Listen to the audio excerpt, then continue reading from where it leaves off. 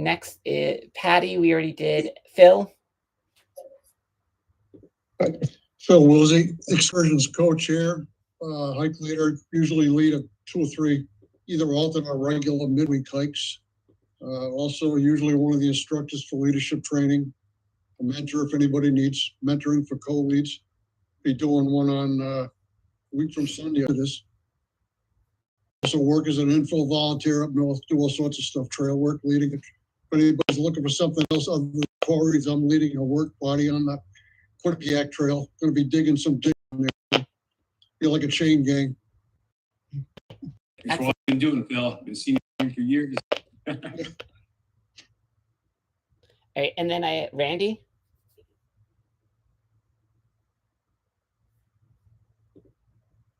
Where is Randy? Might be muted. All right, Randy, we see your name. Can't hear you. Okay. And where's chat? Chat's over there. Okay. Maybe he's eating dinner or something. All right. So. Or you forgot me. Huh? You forgot me. Oh, sorry. Oh, because I'm going through the list. That's Connecticut go chapter. ahead. I know. It doesn't say my name on the thing. Go ahead. I'm Marianne Hardy, and it says Connecticut chapter because I'm the secretary. So I set up WebEx meetings. So it's kind of weird. But anyways, I lead hikes. I retired in June, so I'm doing pretty much midweek hikes now. And doing a Sleeping Giant series, if anybody wants to become Giant Masters. So, and I used to use Meetup like Janet as well. And my frustration was the minute you put something on Meetup, it would fill up. And then like 3 days before, all these people would drop out. So it would be really frustrating. But Patty gave me some good tips on what to put down as some of the description for the hike to sort of get away from that happening. Yeah, and I'll provide some tips that I have as well.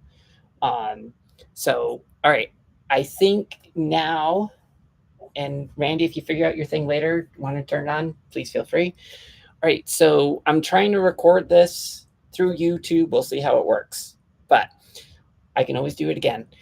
So thank you for your patience and going through this little introduction while I figure out this tech thing. So our goal tonight is we're going to learn how to create an event on Meetup, and then go through some like tips and tricks as well I've done to address like the common concerns, like how do you prevent people from showing up, how do you make sure people actually go, things like that. So first of all, I'm going to do the simple part of how to create an event. And as we go through creating the event, the other topics will come up. Okay, does that make sense? Yep. And then I sent via email a Google Doc, which shows you step-by-step what I'm going to do. And then there's a little part at the bottom that I still need to finish up, which I'll hopefully get to later tonight. So right now, can I just double check? Can everyone see AMC Connecticut chapter Meetup group? Yes. Okay. All right. So first step I'm going to do is just how to create an event. Obviously, you need to be an approved leader before we can add you to our Meetup group. Once you're an approved leader, then you should email me or Peg, and we will take your Meetup account and switch you over to co-organizer. So I went through the list, and if I saw you in the database, I added you. If you don't have the rights, email me or Peg, and we'll get that fixed for you. Okay? So right now, so like I have the ability to create an event. So after you create your account, you'll see the red button that says create an event. Okay. So you're going to click on that and then click on create a new event. And it's kind of similar to what you're doing with the database. So I'm going to create let me do the AT day post. So I often just kind of copy paste what I put into the database. So I'm going to copy paste in the AT day from the database and put it in here. So the AT day is on May 11th, and they have from 9 to 3. So I'm going to change the time to 9 a.m. And I'm going to set an end time of 3 p.m. based on what it says on their posting. Now, it used to be that you could avoid putting in like the time, and that was one way that you could prevent people from just showing up by not putting the time on. But I think now you have to put the time on. Or sometimes I've actually put the event starts at 12 a.m. and I put in the write-up, register with me, and then I'll tell you when we're actually meeting. So you can always tell who has read the directions by that. Next thing is uploading a picture, and you have to make sure your picture is the right size. Otherwise, it won't let you upload it. It'll say that's too big, too small. So I'm going to just take this picture that I have from the AT day posting. And you can add a caption if you like. Workers doing trail work. Something I like is Meetup will save your photos for you. So you can actually, no, I'm sorry, that's the database. The database saves the pictures for you. Meetup doesn't. All right, the description, it's the same thing as with what you put in the database. So typically I just copy paste it from the database, and then I'll edit it just to make it look nice. So like this was a separate paragraph. This is where you can start to diverge. If you are just using Meetup to advertise your hike, you could put in here right at the top, please register here through outdoors.org. So if you want people to register through the outdoors.org website and not through Meetup, put that right at the top of your write-up here. Put in the words, please register here through outdoors.org, and insert the link. So is that a link right to your event, and where are you picking that up at the top of the page on the web, on the database? Yes. So I went, it's on my other screen here, is the Trails Day, Give a Day Yep. to AT. And I just went to the search bar, I copy pasted that, and I highlighted the text and clicked insert link. Okay. So something that I do also, pretty much everyone here signed up through Google Form. I usually put my Google Form link there instead. So you saw, can you guys still see this? Yes, okay. So this form here, this is what I use for all my events so that it creates a nice Excel sheet. So people could sign up through Facebook, outdoors.org, and Meetup, and it all goes to one place for me. So you could also do that. Some leaders actually do that they're already using Google Forms to sign up for their events. So it's not foolproof. I always get one or two people who ignore that and won't sign up. And usually later I'll send out a reminder, thank you everyone who signed up through the Google form. And then that might catch those extra one or two persons. So any questions about the description part here? So once you have your description there, you can keep scrolling down. And there's more options that you can put in. Like I never click speaker because I don't do speaking. The next part is topics. This is just so people who are just randomly searching Meetup will find your event. So this is a trail work event. So it's not biking, it's not road biking, it's not cycling, it's hiking, walking, and then trail work. That's not on there. So I'll do volunteering. See if volunteering pops up. There you go. Volunteering's up there.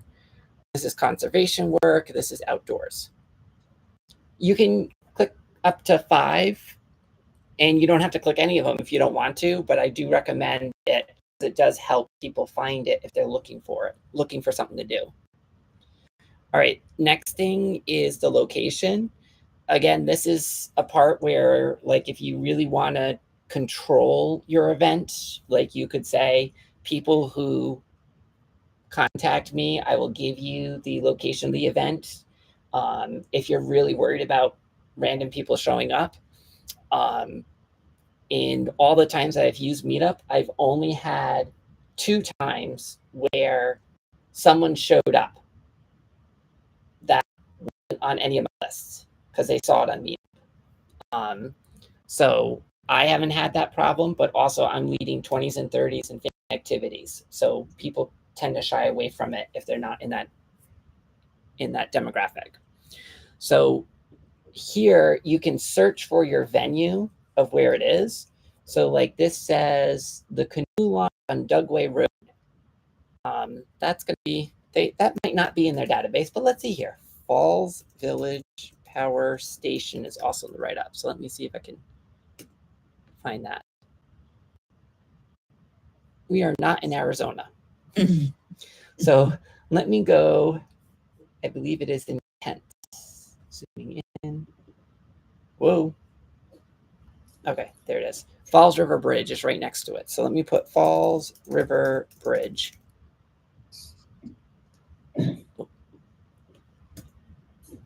So let me change this because we are not going to Arizona. Falls River Bridge in Falls Village, Connecticut. Yep, that's right.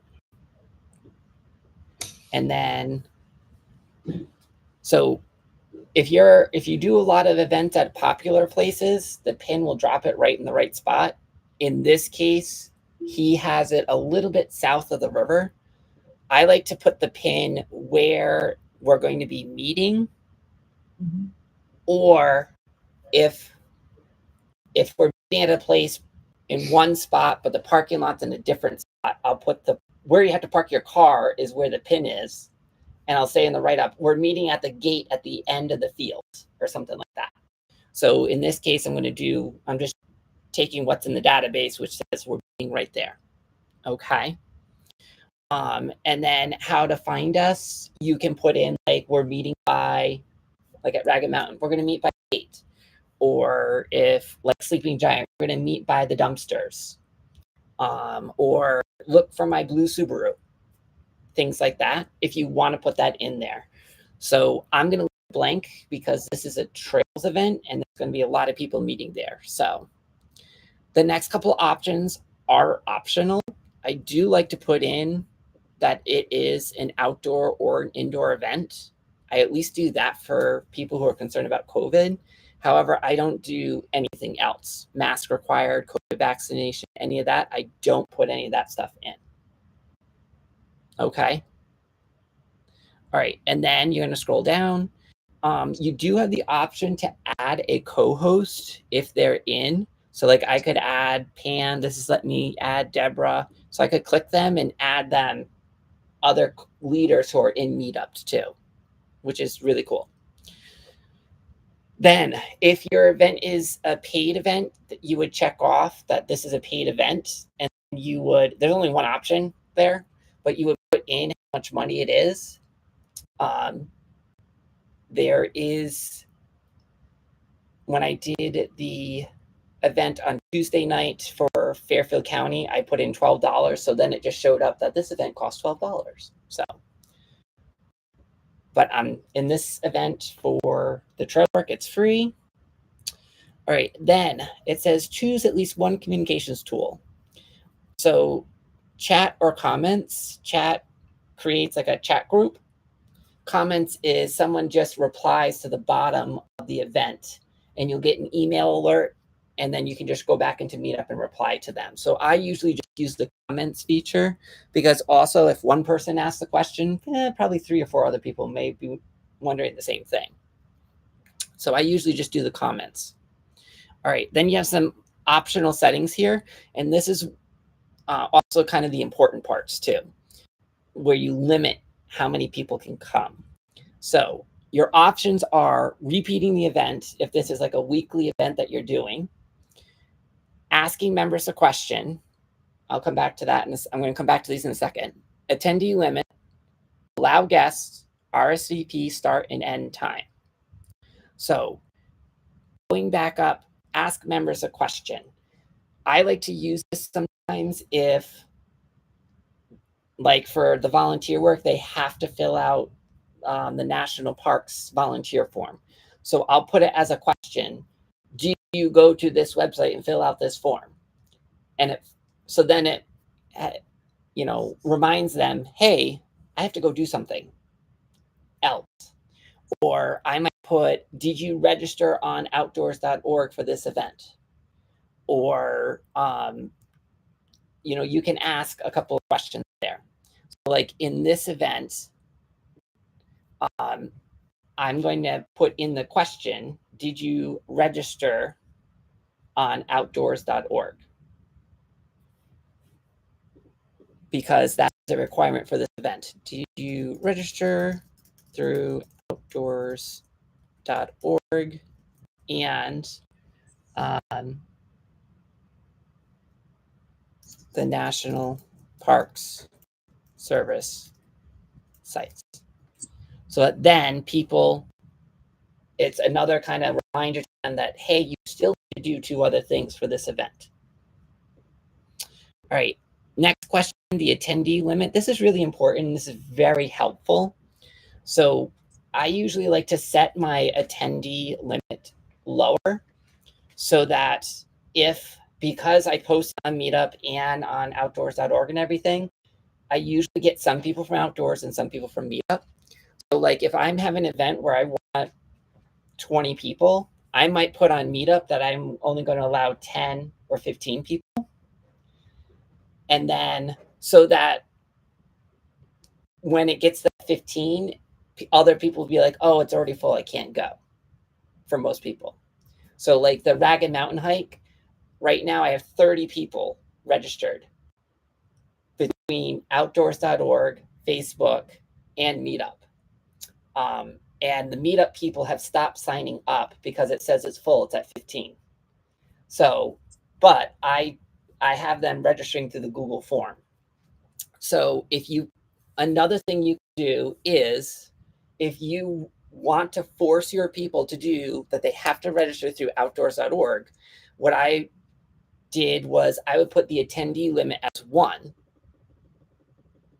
So I can go down to 1. And then I would put in my write-up, you will be moved to going after you complete registration on outdoors.org. So it'll add an extra step for you, but it also gives you a little more control too. During COVID, that's what I used to do is you could not come onto the event until you register on outdoors.org. And once they register on outdoors.org, I went into Meetup and moved them from waitlist to going. So that's another strategy. If you're concerned about people not registering on outdoors.org or worried about too many people, set the number low. Does that make sense? And you can always add people. So like, even if I have it set to 15 and say there's 3 more people on the wait list, I can move those 3 people to wait lists, off the wait list to going, even though I set it to 15. I have that control. Okay. So then the next question is allow guests. I always allow at least 1. When I'm doing a family event, I'll put it like 3 or 4 in case they have 2 or 3 kids. And then another really important one is the RSVP and start and end time. So I usually have it open now, but then I usually close the night before at like 8 p.m. Because usually around 9 p.m., I'm sending out that email to everybody saying, thanks for registering. Here's the final details. Don't forget your backpack, blah, blah, blah, blah, blah. Okay. Does that make sense? All right. So let me just double check.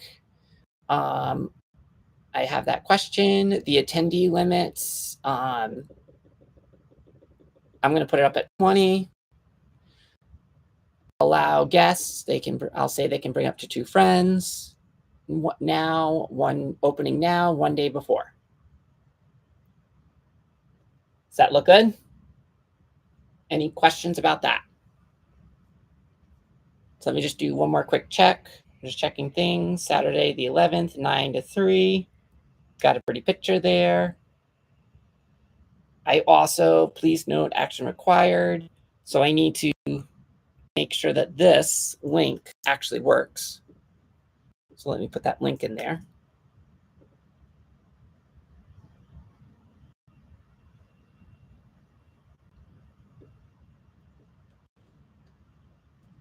I'm just going to change this. Click this link. Okay. That looks good. That looks good. Find us outdoor. That. Okay. All right. So now I'm going to go ahead. I can hit the preview button, which will show me what it looks like. And I can check that the map's okay in the right place, not in Arizona. That all the words look good. I can check the links. So when I click this link, it should go to the activity. Yes, it does. And I know I have to fix this link later, but it goes to there. But that's okay for this moment. Okay. All right. So now I'm going to publish the event. So I can just hit publish, or I can go back to edit. I'm going to hit publish. And it always asks after you publish it, do you want to announce it? So announce it means everyone who is in the group will get an alert or an email saying that you've posted this event. So please feel free to use this. Just be careful if you happen to notice that, say, there's 3 other events that were posted today. Some people get a little annoyed when they get all those announcements. There was one time where somebody posted 5 hikes all at once on one day. And all of them were restricted to 20s and 30s. And people got really annoyed, like, we're getting these announcements for things that we can't go to. So just be conscientious of that button. Okay? Corey, I have a question on that. Yes. This announcement, what form does that come into us? So if you have the Meetup app, because like I have notices in Meetup, and I get notices to the screen of my phone. I get notices through email. Is it just turn on? If you turn that on, does it default to whatever the people have personally set up, or is that something different that you're addressing here? It is whatever they set up, and by default, it will be, I believe they'll get a text, but they'll also get an email. If tech savvy, you can go in and edit it and cut down how many notifications you get. Like me, I stopped getting Meetup notifications on my phone. I just get the email once a day that, by the way, the Connecticut chapter posted this, or the Adirondacks posted this, things like that. So, okay, so that's the trigger to push to that communications channel. Okay. Yeah. And it will go to everybody who is in the Meetup group, only the Meetup group. Yep. It's not linked to any of our email blasts, constant contact, anything like that. Okay. So, and right now, our group is 3,700, I think. So, anyways, so once you have it created, you can also, if you're on social media like Facebook, you can hit the share button and share it to any one of these platforms. Okay. And actually, Jana, that reminds me, maybe we should share it to Twitter too, that post, or copy the link and email it to your friends. Okay. All right. So that's how to create the events. Now I'm going to show you how to manage the participants. Your event's posted. Now, how do I know who's coming, what's going on, all those great things. So let me go to one of my events. So let's go to the Ragged Mountain. See, now I have 1 spot left. So this event is on Saturday, and down on the bottom, it shows me who's coming. And what I need to do is click on manage. So I can scroll down to here to click manage, or at the top, organizer tools, I can click on that, and then I can click manage attendees. Okay. So this would be if you have people like on the wait list. So right now I don't have any wait lists because I have open spots. So, but earlier today, it actually had 3 on the wait list. So it said 14 going, 8 not going, 3 on wait list. And you could click on each person and say, move this person to going. So that's right here. So you can see who's coming. Now, when you click on the manage attendees button, here's where you can email everybody. So it says contact attendees. You can click that button. Whoops. Ooh, Did I just accidentally email everybody? something.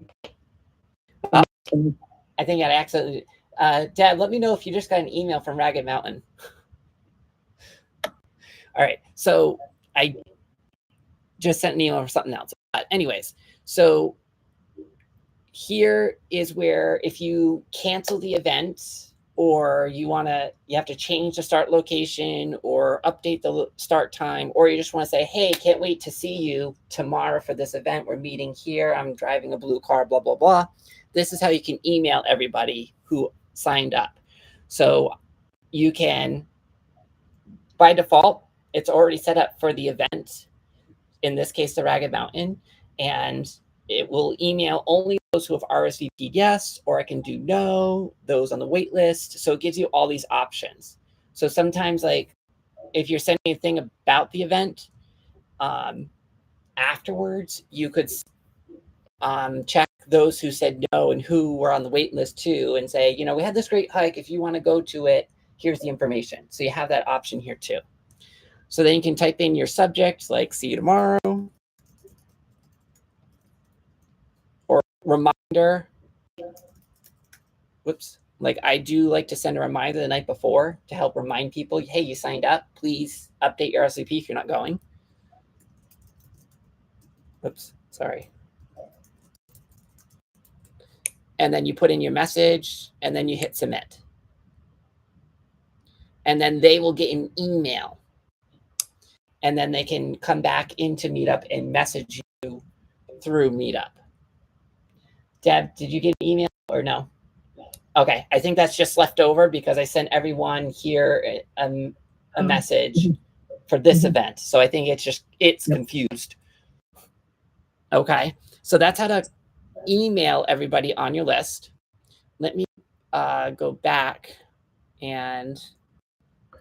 Hey, Corey, can I ask you, before you said you could put them out on Twitter or Facebook, if you were to click Facebook, would that go out onto the AMC Facebook page, or where does that go in Facebook? It'll go to your personal page.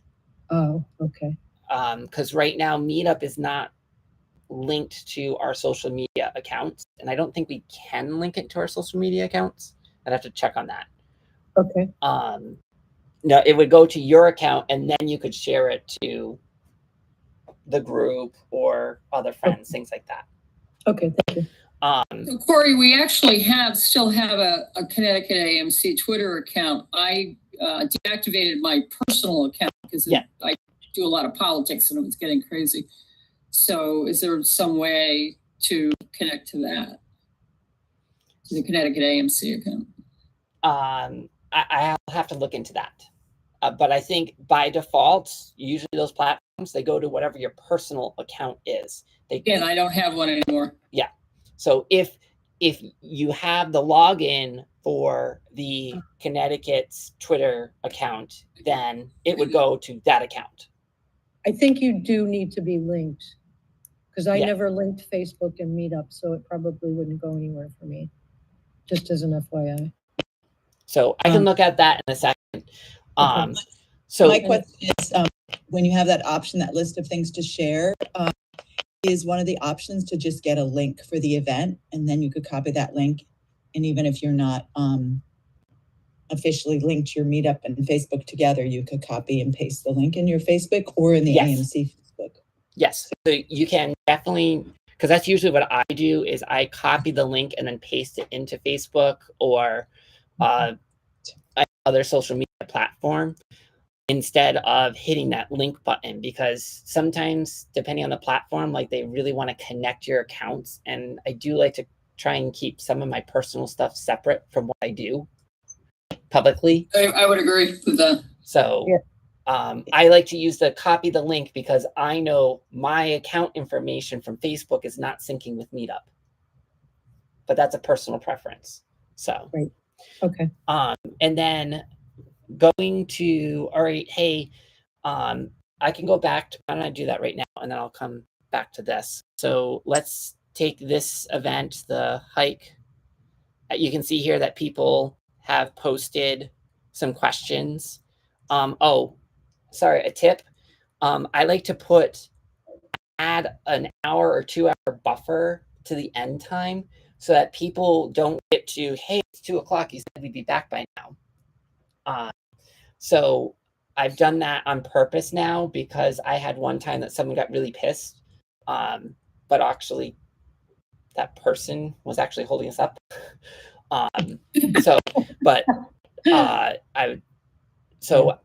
I always put like at least an hour buffer past when I expect to be done, if not 2 hours.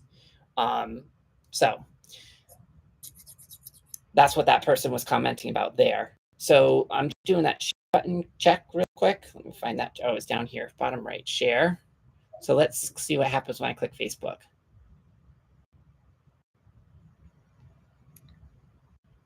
So see, it pulls it up and then it'll post it right to my personal thing. And then I could share it over to our Facebook group.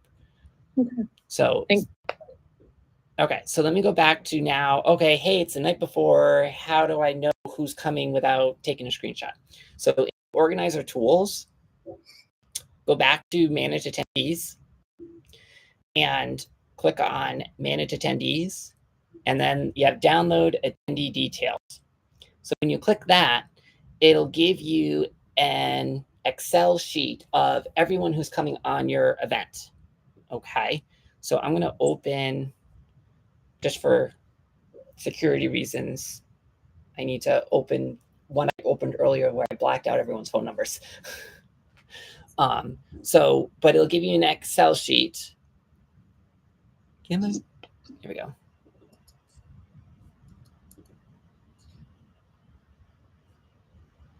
Finish. Uh-oh. It's going to get cranky. Oh, okay. So let me delete that. So it'll give you this Excel sheet, which is helpful because then you can check it off when you're at the trailhead or at the boat ramp. You can check off everyone's names that have signed up. So I do find this helpful if you're just using Meetup to organize everyone who's coming. Now, if you're using other platforms, like I use a Google form, I'll show you what the Google form looks like here. So everyone here signed up for this event through this form. I can see the registrations here, but actually what I like to do is I see it as a spreadsheet here. So this is how the information comes in, and I sorted it by the event, and I can see everyone's responses to my questions and where they got it from. So I can see which platform are most people getting the activities from.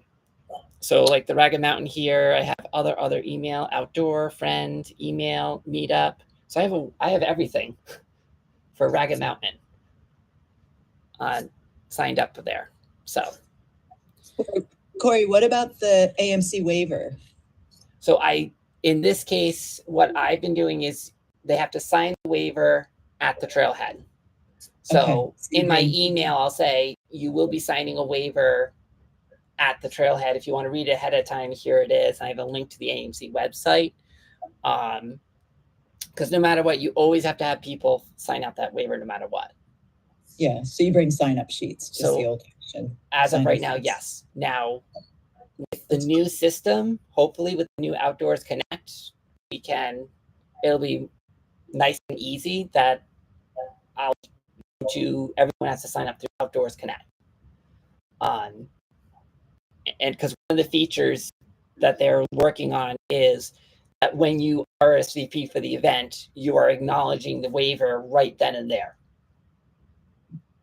So that's something they're working on, but that's not until the late fall, probably winter, I'm bet.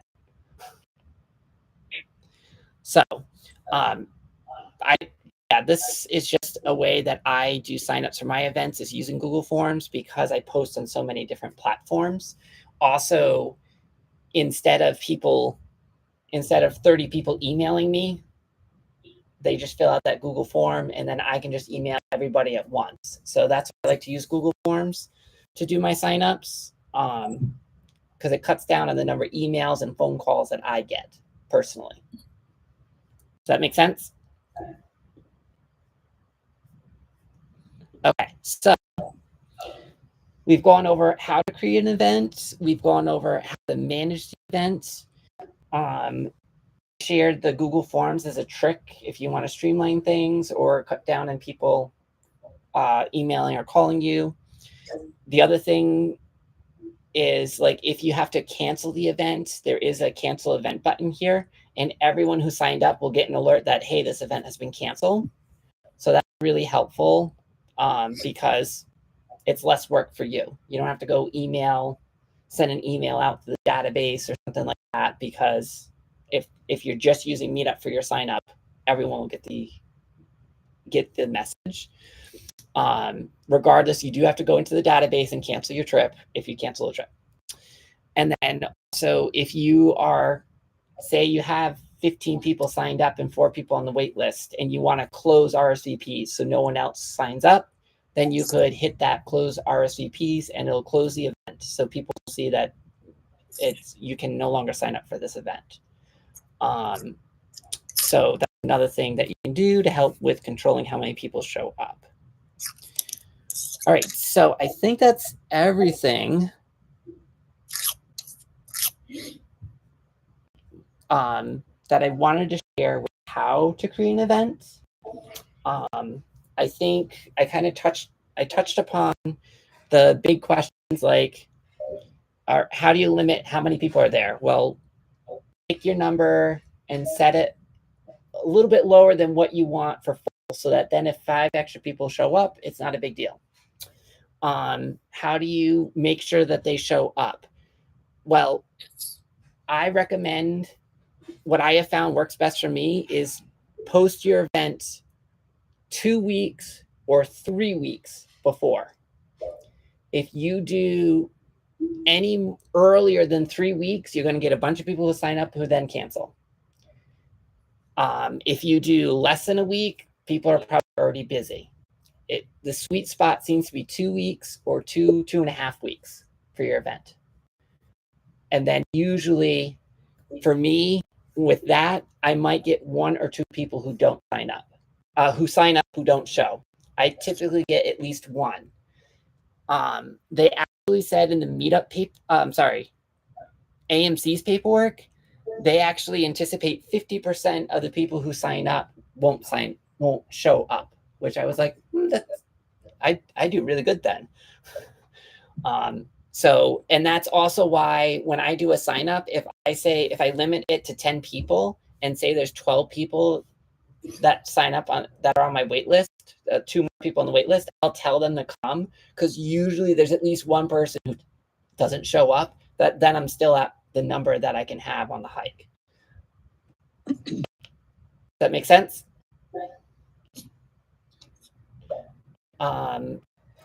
So, and then I shared that. So I think that's everything that I had to share. So I think now, questions, comments, something you want to go over again?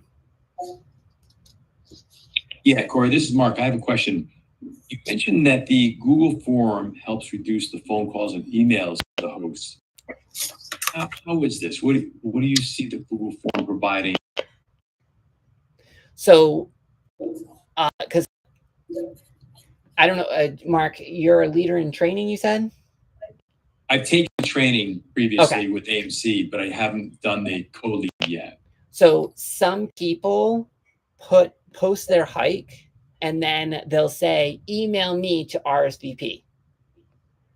Oh. So some hike leaders expect you to either email them or to call them or text them to register for their hikes or boat trip, whatever.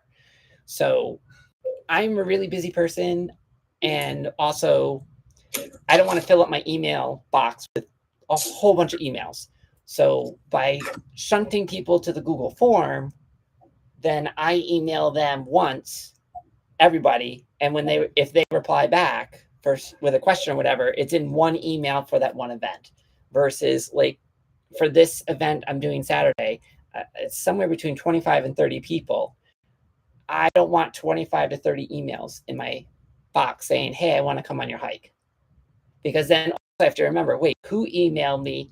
When did they email me? Wait, where do I go to find that?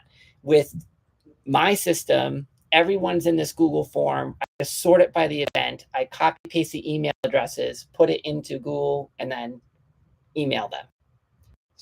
So it's okay, so if I understand, that's because you're using multiple intake paths or other ones besides Meetup, right? Because if you were using only Meetup, you'd be able to communicate through Meetup to every single attendee. I could, yes. The only thing, so if I was only using Meetup, then I have to put in my write-ups, please RSVP through Meetup. Because you have to remember that every hike has to be posted to the database. Yeah, and okay. With it being in the database, anyone who signed up for the email digest from the database will learn about your trip. And because we do constant contact every Tuesday, that's about 4,000 people get that email. Oh, that makes sense. Thank you. Yeah. Corey, you used to be able to put a button on the AMC database that would link you back to Meetup for registration if you wanted to require registration. Is that no longer the case? You still can do that, yes. Because that register now button, that's where I put my Google form link. But if you're using Meetup, You can put any form in there. You could put any type of form could go in. That's been it. There's 4 options. Yeah, you can put. Okay. It's just that you have to use the URL from whatever form. Right. Wherever you want them to go. Okay. Yeah, the one. It's the show and go. Contact the leader. Use a form or use the electronic waiver for AMC. There's those 4 options. Okay. And also, you just have to make sure though. You can't post anything on Meetup until it's in the database. So if you post something on Meetup, you need to make sure that you don't announce it. You have to, before you have it in the database. But you can't put it in the database without that link until you have it on Meetup. Can you leave it in save on Meetup? I don't remember. Well, it won't give you a link that you can use until you publish, until it's live. Okay. And then when you use your Google Forms, you're creating this form with all these fields, so everyone goes into the form you're showing us and fills out every field. Is that how that works? That's how I set up my Google form. It's the questions you're supposed to ask every participant anyways. And also, this is the exact same form that I've been using for years. And all I do is I change the title of the events. Okay. And then on the Google form, after the events, I used to delete them, but they're actually starting to want to track how many people come on trips. So I actually just move them over to a different tab and I save it for that year. So if at some point, if someone wants to do a head count, I can say, well, here, you can use my data and figure out how many people actually came on events. Thank you. My question is, I still want to do show and go on the database because there's some people who don't want to, either they don't want to decide that far in advance. They just want to show up, or they don't like technology. So is it okay to have it as a show and go, but then also have it on Meetup? Absolutely. Just the thing to keep in mind is with Meetup, you, as I've discovered this weekend, if you do a weekend trip, there's a lot of people interested. Right. So yes, I would post it. The one thing you might want to do is, even though it's a show and go, I would test it by saying, like, put a limit on Meetup that says like 10. Yeah. And That's what then if you don't, if you're not getting anywhere near 10, then don't worry about putting a cap on it. But the first couple of times, you might want to put a limit on Meetup just so you don't get inundated. Yeah. Well, I do midweek hikes, and I have one coming up April 22nd. So, and that's already on the database. So I think I'll just create a Meetup and test it out and just see what happens. Yeah. Because like this event this weekend, I put 15 because I'm like, I'm guessing I'll be around 20. Yeah. And right now I'm at like 28 to 30. Because I got about 15 on Meetup, and I got 15 that emailed me from the database, Facebook, Constant Contact. So, yeah. Okay. Corey, 2 questions. One thing I learned just today from a Meetup group is that if you close an event for RSVPs, if someone wants to cancel, the person can't cancel. I had somebody email me separately and say, please cancel me. Oh, that's interesting. Once the RSVPs are closed. Yeah, that's just an FYI kind of thing that, again, I found out this morning.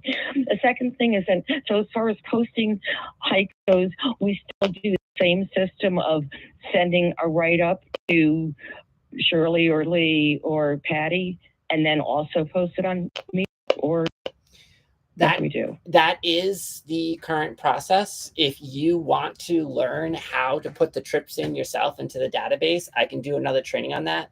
A lot of our newer members are already trained and putting them into the database themselves. The Connecticut chapter is unique in that 1 or 2 people put it in the database for you. Other chapters like Narragansett, you have to put it in the database yourself. And Boston's been complaining about that for years, that we're not using it as designed. Yeah. So, but yeah, it just seems like double work to me right now. That if we're sending it to somebody and then also entering it into Meetup, regardless, it has to. You know what I mean? Yes, I know exactly what you're saying. The new Outdoors Connect system is supposed to be linked with Meetup, that you put your event into the Outdoors Connect, you can then create a Meetup event. It's supposed to link, so you're not supposed to have to do it twice. That's what they say they're hoping to accomplish at some point. Okay. And that's also why I haven't been pushing, we need to train all of our leaders how to use the database, because the database is going away this fall. So there's no point in learning how to use something that is going to be gone, hopefully by the end of this year. Does that make sense? Okay, thank you. Yeah. Just double it up then for the rest of the year. Thank you. You would have to double it up even if you input your own, Joanna. Because you can put it into the database. Post to the database. But it doesn't automatically transfer it over to Meetup? No. Right now, no. But with the new system, it's supposed to have that capability. Okay. But good. But that's part of the liability piece, that all events are posted in one central location, and that currently is that AMC database.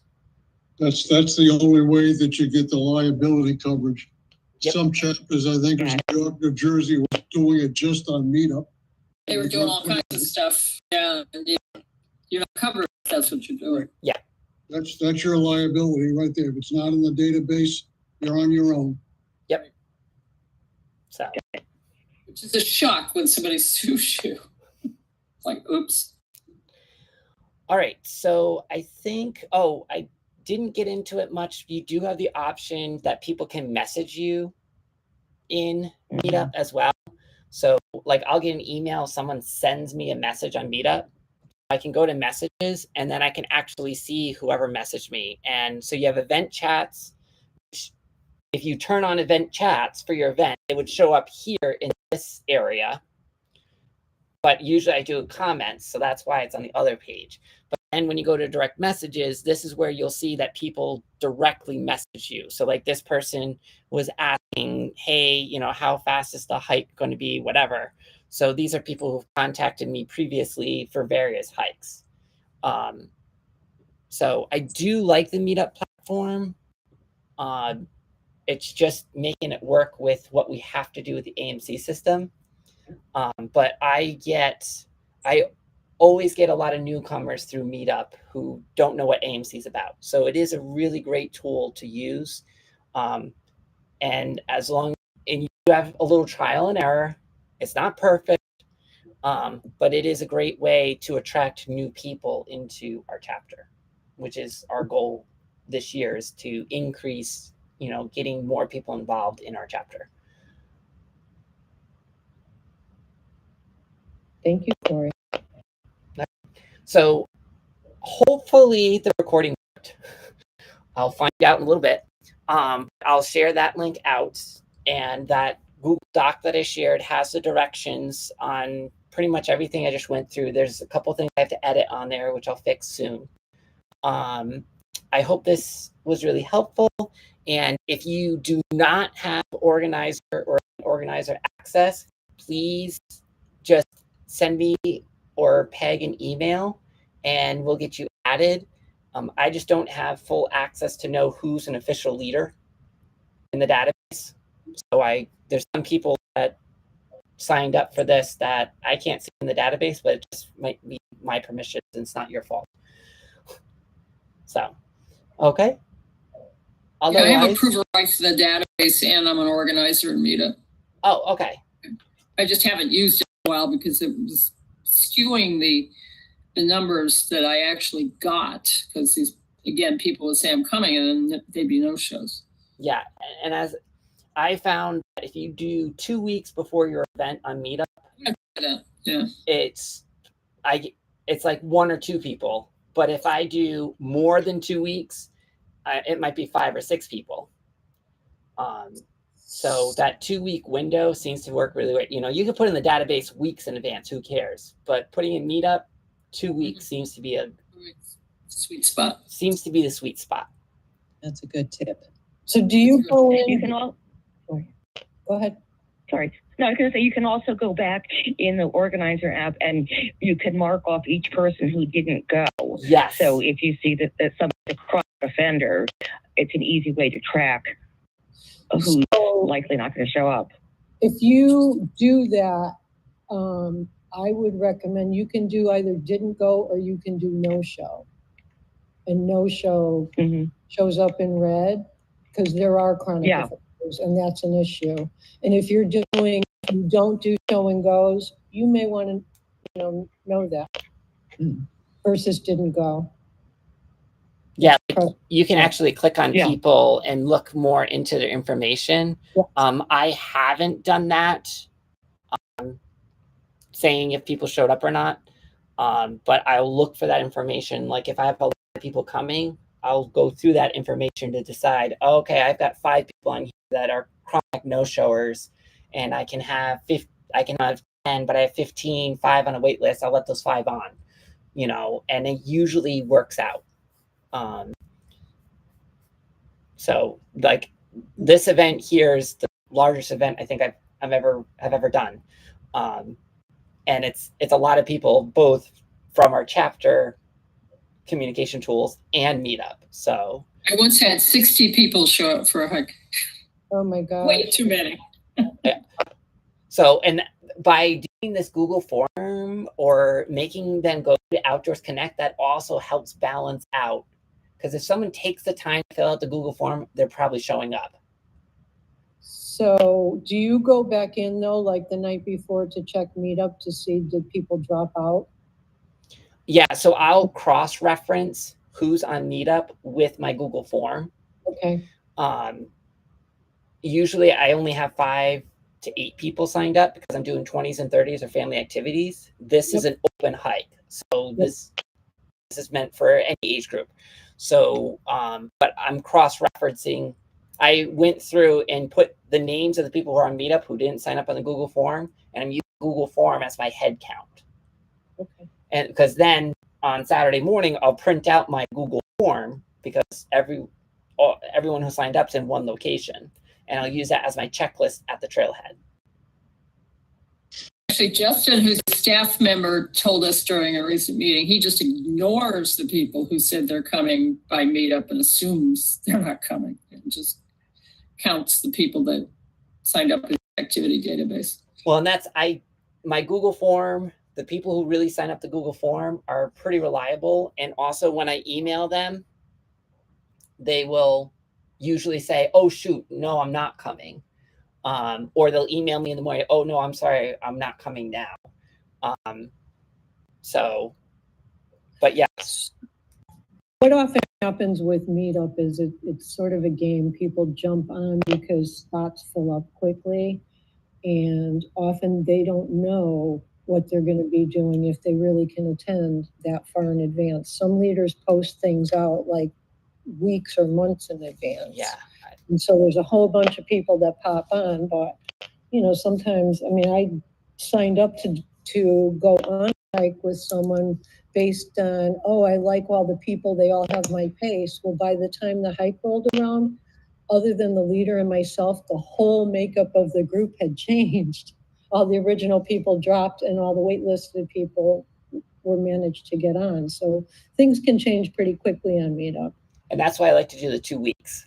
2 weeks seems to be a good number. The other piece is that on the weekends, or like I try to keep myself kind of in check, but like sometimes you do sign up for 2 hikes and then you're, oh shoot, I didn't realize I did that. Some people do to play a game, but there's all kinds of, you get familiar with who does what. All right, well, thank you. I hope this was really helpful for everybody. It was. Thank you. Thank you, Corey. Yeah, this is really good, Corey. Thank you. Nicely done. And Mark, actually, also we can do, if you need a co-lead, I could put you as a co-lead on the Ragged Mountain hike too. There you go. All you need is one. Woo. Oh, I think. Yes. Corey, are we done recording here? Oh, let me hit stop recording. Yeah, hold on. Let me see if I can. I hope that worked.